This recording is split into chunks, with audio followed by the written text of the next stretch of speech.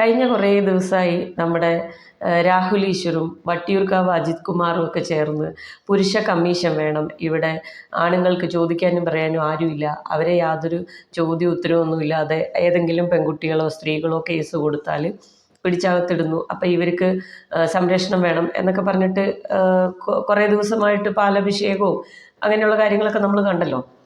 അപ്പം ഞാനും വിചാരിച്ചു ശരിയായിരിക്കും, പാവങ്ങൾ, അവർക്ക് ചോദിക്കാനും പറയാനും ആരുമില്ല. പെട്ടെന്ന് ഈ പറഞ്ഞ മാതിരിയുള്ള ഫേക്ക് കേസുകളൊക്കെ വന്നു കഴിഞ്ഞാൽ അവരെ പെട്ടെന്ന് പിടിച്ച് അകത്തിടുന്ന രീതിയാണല്ലോ നിലവിലുള്ളത്. അത് ശരിയാണ്. പിന്നെ പലരും ഉണ്ട് വീടുകളിൽ അനുഭവിക്കുന്ന പല പ്രശ്നങ്ങളും പുറത്തേക്ക് അവർ പറയാറില്ല, അവർക്ക് നാണക്കേടൊക്കെ വിചാരിച്ചിട്ട് അവർ പറയില്ല.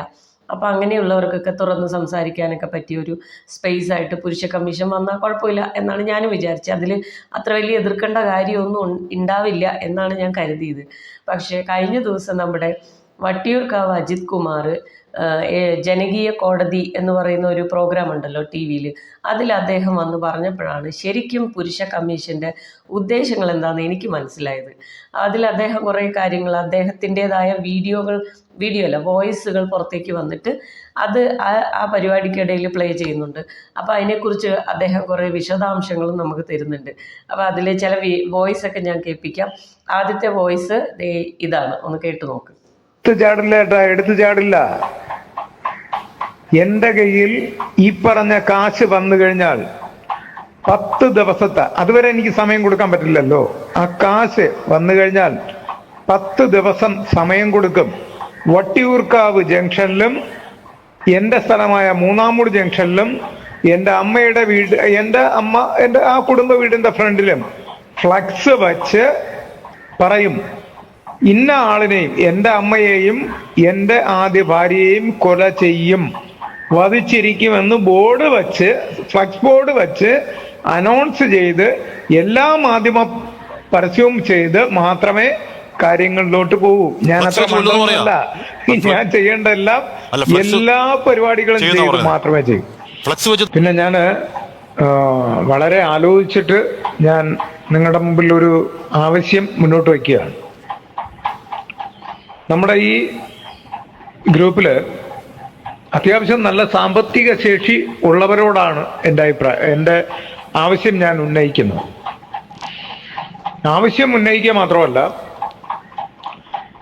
നിങ്ങൾ അത്യാവശ്യം ചതിക്കാത്തവർ എന്നുള്ള നിലയിലാണ് ഞാൻ സംസാരിക്കുന്നത്. ചതിക്കാനും പാടില്ല. എന്തെന്ന് വെച്ചാൽ, എനിക്കിപ്പോ വിജയിക്കണമെങ്കിൽ ലേശം കാശിന്റെ ആവശ്യമുണ്ട്. ഞാൻ പറഞ്ഞല്ലോ, ചിലപ്പോൾ ഞാൻ കൊലപാതകം വരെ ചെയ്യാം. 2 പേര് അങ്ങനെ ചെയ്യുകയാണെങ്കിൽ, ഒന്ന് എൻ്റെ അമ്മ, ഒന്ന് എൻ്റെ മുൻ ഭാര്യ. അതായത് പുള്ളിക്കാരൻ ഇങ്ങനെ ഒരു സംഘടന തുടങ്ങിയത് തന്നെ സ്വന്തം ഭാര്യയും അമ്മയും ഇദ്ദേഹം വിചാരിച്ച മാതിരി എന്താ പറയുക ട്രീറ്റ് ചെയ്തില്ല, അതുകൊണ്ടാണ്. അതായത് ഭാര്യ ഈ പുറത്തേക്ക് പോകുന്നതും വരുന്നതൊന്നും ഇയാളോട് പറയാറില്ല. അപ്പോൾ അത് വേറെന്തോ കാര്യത്തിന് പോകുന്നതായിട്ടാണ് ഇദ്ദേഹം വിചാരിച്ചു വെച്ചേക്കണേ. നമുക്കതിൻ്റെ നിജസ്ഥിതികളൊന്നും അറിയില്ല. പിന്നെ ഡിവോഴ്സായി കഴിഞ്ഞ് കഴിഞ്ഞപ്പോൾ അമ്മയോട് കുട്ടികളെ നോക്കൂ എന്ന് ചോദിച്ചപ്പോൾ അമ്മ പറ്റൂല എന്ന് പറഞ്ഞു. അത് സ്വാഭാവികമാണ്. നമ്മുടെ കുട്ടികളെ നമ്മൾ തന്നെയല്ലേ നോക്കേണ്ടത്. നമ്മളുടെ അച്ഛനും അമ്മയും നമ്മളെ വളർത്തി വലുതാക്കി സംരക്ഷണം തരേണ്ട സമയത്ത് തന്നു. അത് കഴിഞ്ഞ് നമുക്കുണ്ടാകുന്ന ബാധ്യതകളും കൂടി ഈ വയസ്സായ അമ്മയും അച്ഛനും ഏറ്റെടുക്കണം എന്ന് പറഞ്ഞാൽ അതിലെന്ത് ന്യായമാണുള്ളത്? അപ്പോൾ ഇത് രണ്ടും, അതായത് ഭാര്യ സ്വന്തം ഇഷ്ടപ്രകാരം എന്തോ ചെയ്തു, അതായത് ഇയാളോട് പറയാതെ പുറത്തു പോയി എന്നൊക്കെയാണ് പറയുന്നത്. അതിന് മറ്റുള്ളവരെന്തോ കഥകളൊക്കെ പറഞ്ഞു കൊടുത്തിട്ടുണ്ടെന്ന് തോന്നുന്നു. എന്തായാലും അവർ പിരിഞ്ഞതിന് ശേഷം ആ ഭാര്യയെ തൻ്റെ വീട്ടിൽ പിന്നെയും കണ്ടതാണ് ഇദ്ദേഹത്തിന് ഇപ്പോൾ ദേഷ്യം വരാനുള്ള കാരണം. അപ്പോൾ ഈ 2 സ്ത്രീകളോടുള്ള ദേഷ്യമാണ് ഇദ്ദേഹം ഇങ്ങനെയൊരു സംഘടന തുടങ്ങാൻ തന്നെ തീരുമാനിക്കാനുണ്ടായത്. അത് കഴിഞ്ഞിട്ടിപ്പോൾ ഈ സംഘടനയിൽ അദ്ദേഹത്തിൻ്റെ മറ്റ് ലക്ഷ്യങ്ങൾ എന്ന് പറഞ്ഞാൽ പണം ഉണ്ടാക്കുക, അതായത് ഇവരെ കൊല്ലണം, ആരെ, അമ്മയെയും മുൻ ഭാര്യയും കൊല്ലണം, ആ കൊല്ലാനുള്ള ഫണ്ട് രൂപീകരിക്കുക. ഇതാണോ ഈ സംഘടനയുടെ ഉദ്ദേശം? എനിക്ക് മനസ്സിലായിട്ടില്ല. അതായത് ഇതേപോലെ സ്ത്രീകളിൽ നിന്ന് മോശം അനുഭവം ഉണ്ടായി കഴിയുമ്പോൾ അങ്ങനെയുള്ള ആൾക്കാരെല്ലാം കൂടി ഒരു സംഘടന ഉണ്ടാക്കുക, എന്നിട്ട് അവരിതുപോലെ ക്രിമിനൽ ആക്ടിവിറ്റീസിൽ ഏർപ്പെടുക, അതിനുള്ള ഫണ്ട് ശേഖരിക്കുക. ഇതൊക്കെയാണോ പുരുഷ സംഘടനയുടെ ഉദ്ദേശങ്ങൾ? എനിക്കറിഞ്ഞൂടാ. ഇനിയിപ്പോൾ രാഹുൽ ഈശ്വർ ഇതൊക്കെ അറിഞ്ഞിട്ടാണോ, ഇയാളുടെ മനസ്സിലിരിപ്പ് ഇതാണ് ഇതിൻ്റെ നടത്തിപ്പ് രീതി എന്നൊക്കെ അറിഞ്ഞിട്ടാണോ രാഹുൽ ഈശ്വർ ഇതിൽ കൊണ്ട് തലവെച്ച് കൊടുത്തതെന്ന് എനിക്കറിഞ്ഞൂടാ. പിന്നെ കഴിഞ്ഞ ദിവസം ഒരു പാലഭിഷേകം ജസ്റ്റിസ് മറ്റേ ഗ്രീഷ്മയെ വധശിക്ഷയ്ക്ക് വിധിച്ച ആ ജഡ്ജിയെ പാലഭിഷേകം ചെയ്യാൻ വന്നു. അതിൻ്റെ കുറേ കണക്കുകളൊക്കെ കണ്ടു. രാഹുൽ ഈശ്വർ ഇടയ്ക്കിടയ്ക്ക് പറയുന്നേക്കാം എൻ്റെ വീഡിയോയുടെ താഴെയുള്ള 99% കമൻറ്റുകളും എനിക്ക് സപ്പോർട്ട് ചെയ്തിട്ടാണ്. പക്ഷേ ഇവർ ഈ കാണിച്ച പരിപാടിക്ക്, അതായത് കട്ടൗട്ടിൽ പാലഭിഷേകം ചെയ്യാൻ പോയ പരിപാടിയിൽ 29 പേരാണ് ആകെ അത്ര പേരേ ഉണ്ടായിരുന്നുള്ളൂ. ആ വന്ന ആൾക്കാർക്ക് 800 രൂപ കൂലി കൊടുത്തിട്ടാണ് ഇവരവിടെ കൊണ്ടുവന്നിട്ടുള്ളതെന്നാണ് അറിയാൻ കഴിഞ്ഞത്. ഇതൊക്കെ ഇവരുടെ ഗ്രൂപ്പിൽ നിന്ന് ലീക്കായിട്ടുള്ള കാര്യങ്ങളാണ്. 800 രൂപ കൂലി കൊടുത്തിട്ടാണ് ഈ ആൾക്കാരെ അവിടെ സംഘടിക്കാനായിട്ട് കൊണ്ടുവന്നിട്ടുള്ളതാണ് പുരുഷ സംഘടനയിലുള്ള സ്ട്രെങ്ത് എന്ന് പറയുന്നത്.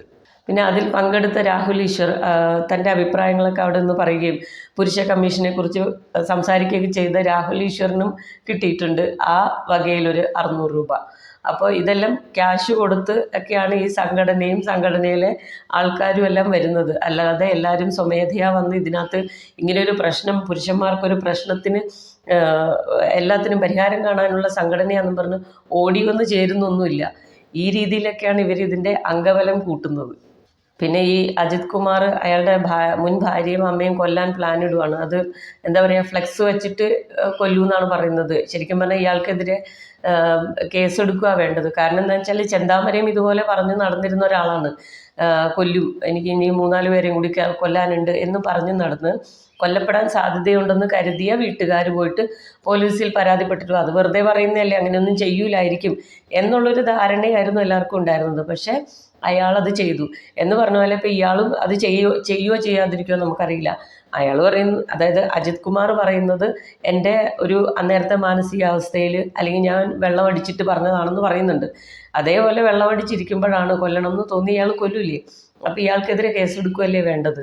അല്ലാതെ ഇതുമല്ല നമ്മളിങ്ങനെ വെറുതെ വിട്ട് ഇയാളൊരു ക്രൈം ചെയ്ത് കഴിഞ്ഞിട്ട് പിന്നെ നമ്മൾ അതിന് വേണ്ടിയിട്ട് എല്ലാവരും കൂടി സംസാരിച്ചിട്ട് കാര്യമില്ലല്ലോ. പിന്നെ ഇവർക്ക് ഭയങ്കര പുരുഷന്മാർക്ക് വേണ്ടി എന്താ ചെയ്യുന്നത് എന്ന് ചോദിച്ചപ്പോൾ ഇവർ അതേപോലുള്ള കേസുകളിൽ വരുന്നവർക്ക് വക്കീലന്മാരെ വെച്ച് കൊടുക്കാറുണ്ട്. ആളൂരാണ് ഇവർക്ക് പല നിയമോപദേശവും കൊടുക്കുന്നതെന്നൊക്കെ പറയുന്നുണ്ട്. അപ്പോൾ ഇവരെ സംബന്ധിച്ച് ആളൂർ ഇവർക്ക് വളരെ വേണ്ടപ്പെട്ട ഒരാളാണ്. പക്ഷേ ഇതിലൊരു തമാശ എന്താണെന്ന് വെച്ചാൽ കഴിഞ്ഞ ദിവസം ആളൂരിൻ്റെ ഒരു ഇൻ്റർവ്യൂ കണ്ടിരുന്നു. ഞാൻ അതിനെ പറ്റിയിട്ട് വീഡിയോ ചെയ്തിട്ടുണ്ടായിരുന്നു.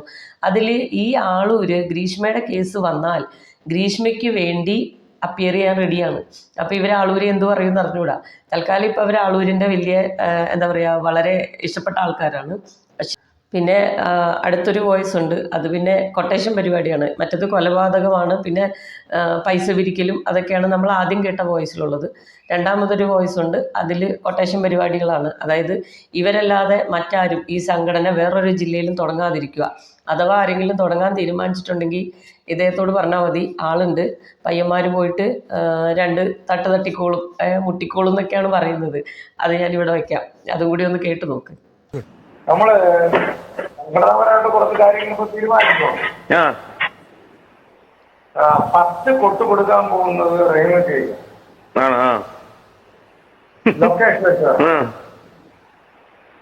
ഞാനിപ്പോ കണ്ടില്ല, പുള്ളി അതിനകത്ത് കുറെ മെസ്സേജ് ഇട്ടിട്ടുണ്ടല്ലോ, ഫോർവേഡ് ചെയ്തിട്ടുണ്ടല്ലോ കുറെ. അല്ല, ലൊക്കേഷൻ എടുത്തു തരണം, അതാണ് അജയുടെ.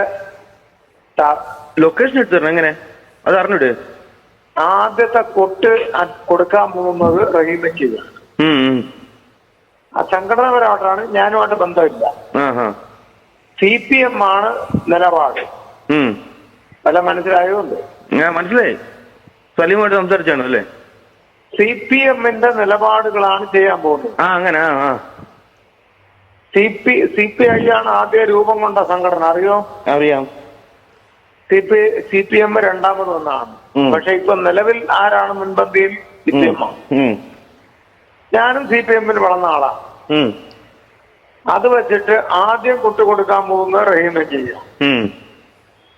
രണ്ടാമത് തുടർ നടപടി, ഒരു ജില്ലയിലും വേറൊരു ഓഫീസ് തുടങ്ങില്ല, ഓപ്പൺ ചെയ്യില്ല. ചെയ്താൽ പോലും പണി കൊടുക്കും, കൂട്ടിയിരിക്കും. അതാണ് പണി. ഓൾ കേരള മെൻസ് ഫോറത്തിന്റെ അല്ല വേറെ ഒരു സ്ഥാപനം തുടങ്ങില്ലായിരുന്നു.